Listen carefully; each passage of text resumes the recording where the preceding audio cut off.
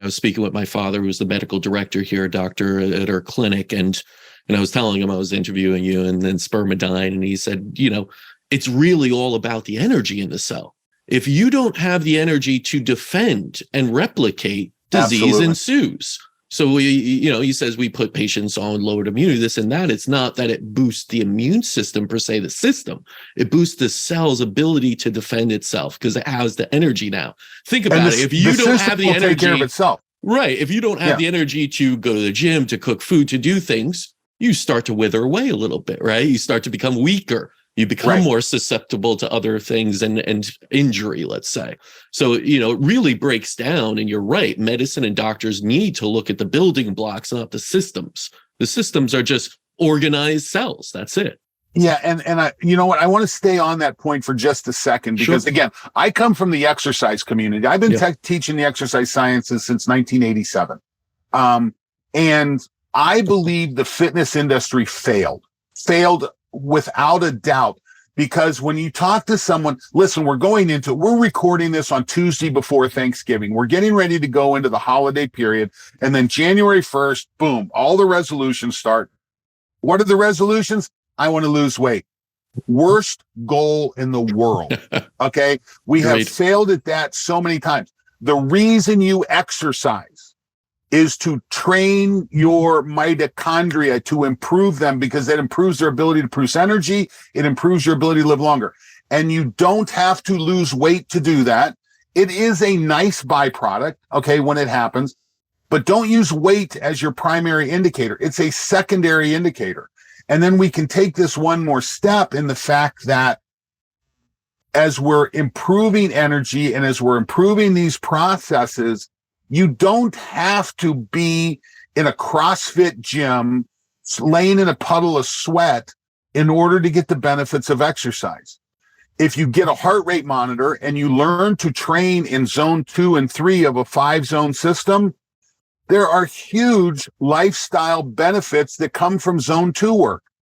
And the fact is, you don't know you're in zone 2 unless you're wearing a heart rate monitor. So this is the real opportunity when you're looking at exercise and health improvement. Listen, I call it my 4 rocks in the jar of longevity. The bottom one is movement. As an animal, we evolved to move and adapt. We live in environments that don't let us move and adapt necessarily anymore. So we have to hack that. We have to hack that with exercise. We need nutrient-dense food.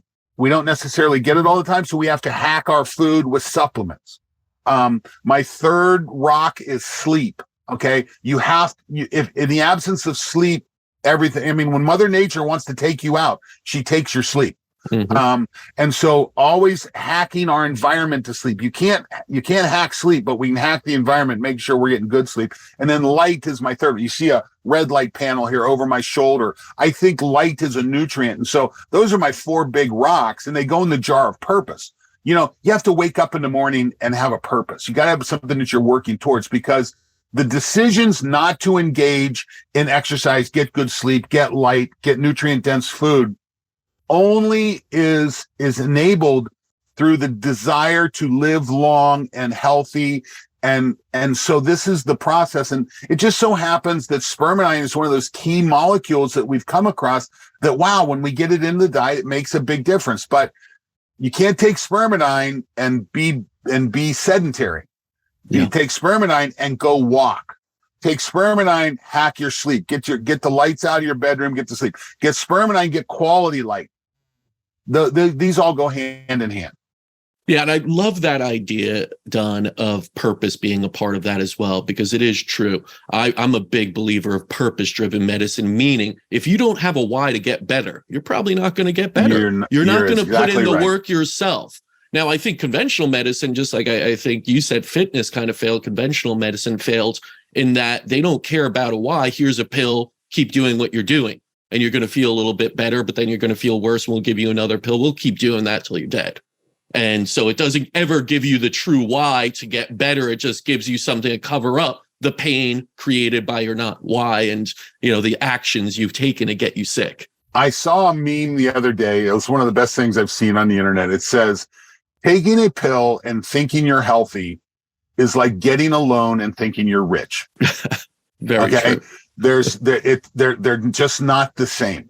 That health, again, I call it those 4 rocks in the jar. I think those are critical. The jar is purpose, but you've got to get those 4 big rocks in there. And I'll tell you where this comes from is that Stephen Covey wrote a book called The 7 Habits of Highly Effective People. In that book, they talk about rocks in the jar. And once you get the big rocks in, is it full? No, you can get sand and gravel and water into the jar. But if you put the sand and gravel and water in first, the big rocks don't fit. So you can't get obsessed with the rocks and gravel. You've got to get the big rocks in the jar. And too many times medicine is gravel and sand. Mm-hmm. If you'll get the exercise, nutrient dense food, get sleep and get quality light at an effective level, you know what? There's not a need for medicine. Oh yeah.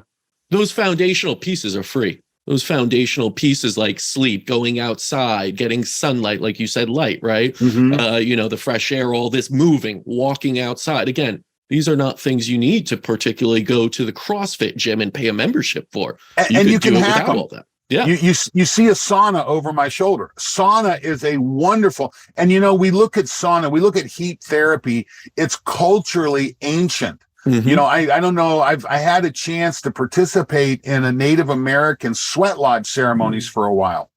Oh my God. What a wonderful experience. It's incredibly spiritual.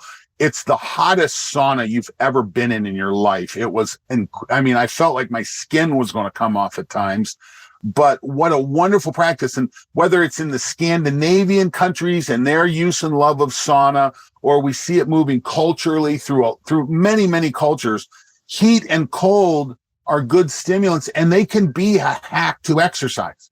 Listen, there's some data that says sauna is as good as cardiovascular exercise. Yeah. Okay.